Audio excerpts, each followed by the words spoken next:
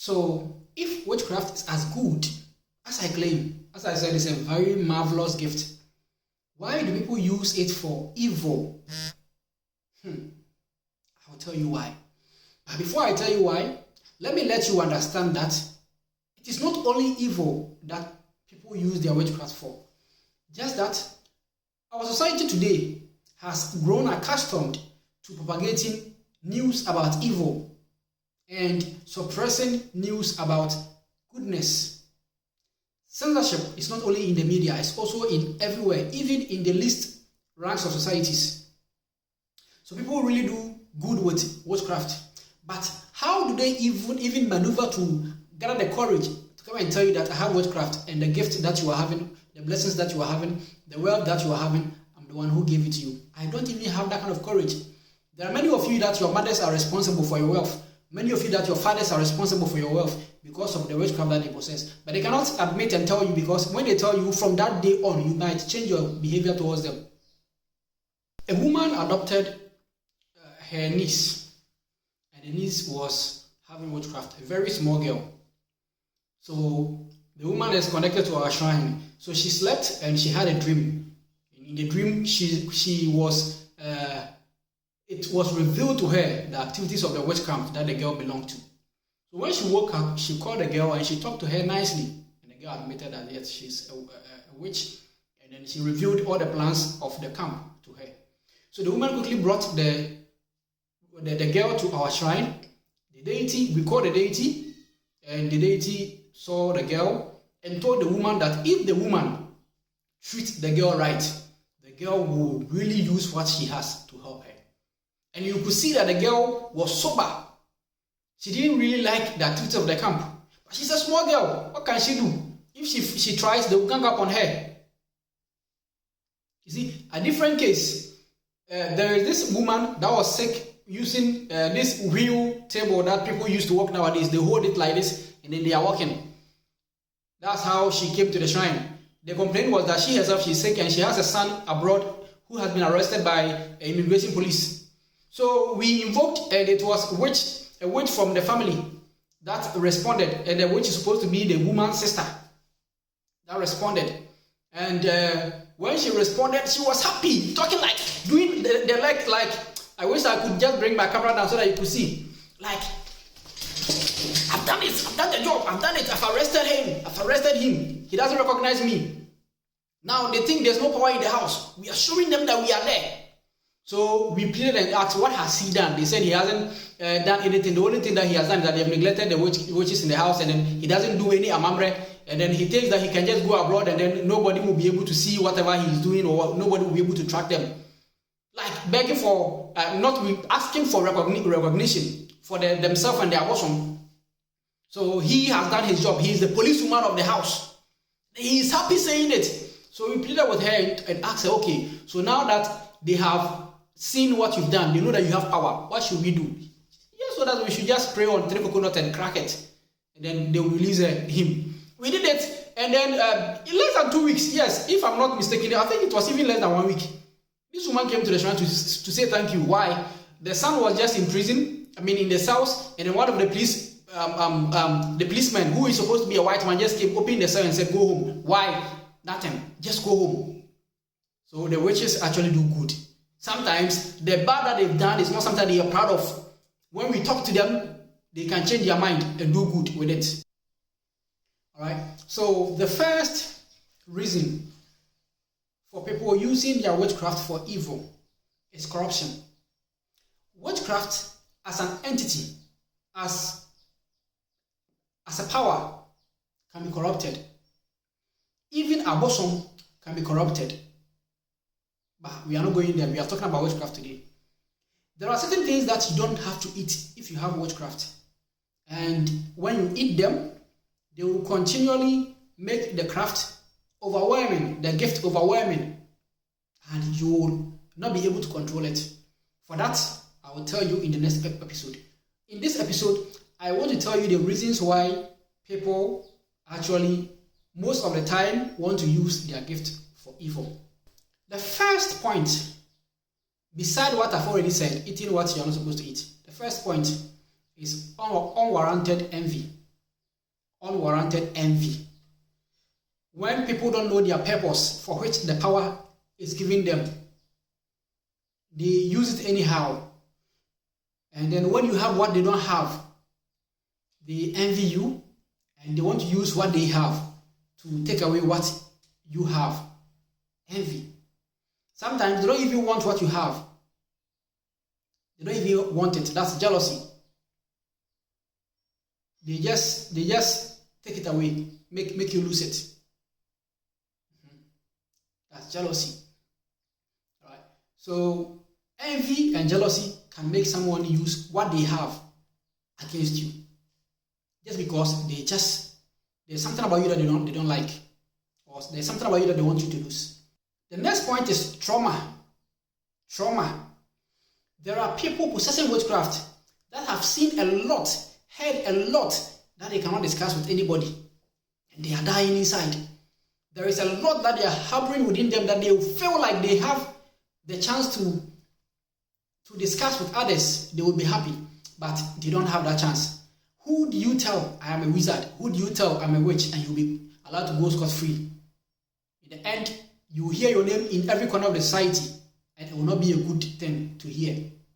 There wouldn't be anything good for you to write home about, or for you to be proud of. What they will say to you will only be things that will suppress you, things that will dampen your spirit, things that will make you sad.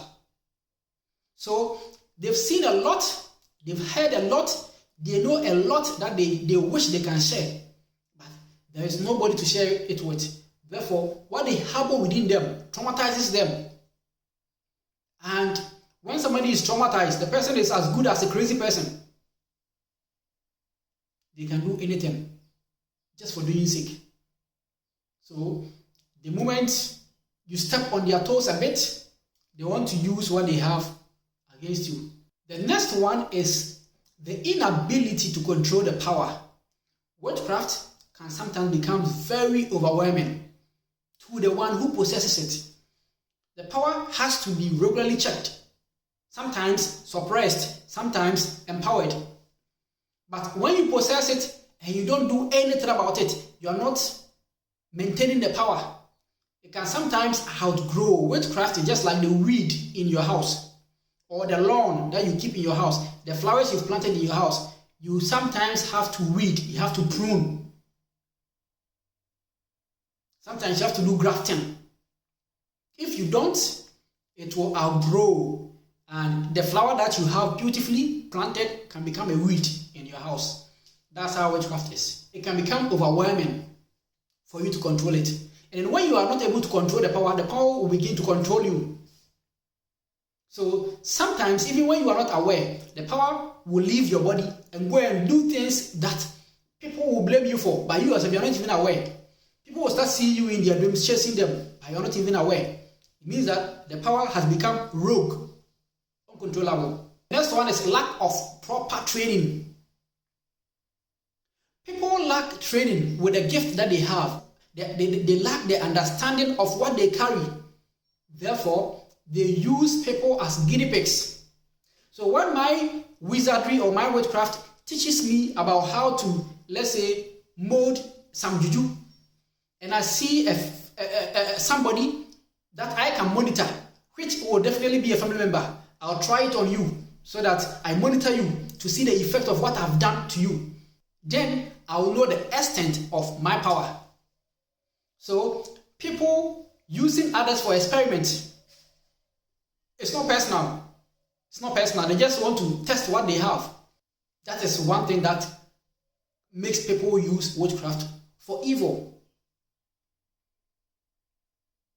Sometimes too, when they want to do good, they still use you as a guinea pig. They experiment goodness on you and it manifests in your life. That one, when you go to the church, the pastor will not tell you that what you are going through is as a result of witchcraft grace, the grace of witchcraft. But when you are going through the negative one, the pastor will be quick to tell you. There's also what we call witchcraft peer influence. People who have witchcraft sometimes form gangs spiritually, so that what is beyond me, I partner you and we achieve it together. Unity means strength. Sometimes this unity does not mean strength. This unity means exaggerated calamity. Unity means overdosed calamity. So when we unite, my goodness can be negated, whereby friends in power can show me, oh, today I want to teach you how you can kill somebody without even having to use a knife on them or a gun on them. So, oh, really? Show me. Okay, do this, do that, sleep. And then when you sleep, make your mind this way. Do that. Say this before you sleep, and that. And before you wake up the next morning, the person will be dead. I try it and it works. Sometimes too, people who possess the witchcraft power with inherited list of instructions. If I had a witchcraft and I was using it for evil, whoever I use the gift on, I have a list of them. When I'm dying and I'm bequeathing it to you, I leave you with that gift. And that what I did is what we're going to continue. Sometimes you may want to use it for evil, but I might have already corrupted the craft and I've handed it over to you. So it becomes very daunting. It becomes very disturbing. You cannot correct it unless you go to a shrine, you open up about what you have, what you've gotten, you open up about your intentions to make it genuine again, then the deities will be willing to help you. Even sometimes, if you don't visit the right shrines, based on the ill-informed subconscious mind of the person that the deity is speaking through, the deity who is supposed to know better will be influenced by the subconscious mind of the person, because deities take intelligence from people that they possess. I'll come and talk details about this. They will start molesting and talking down on you, making you feel ashamed of yourself, just for being a witch or a wizard, and you will end up regretting going there in the first place. So when you are seeking help, know where to go. Know where to go. And most of the cases too, some of you will visit shrines telling them that you are a witch, you are a wizard, and you need help. But deep down, you just want to test them. So some of them too will not easily welcome you because they know that you guys can be tricksters. Now the next point, which will be my last point, I feel like this video is becoming too long. The last point is that witches and wizards mostly do evil because they are fighting for recognition.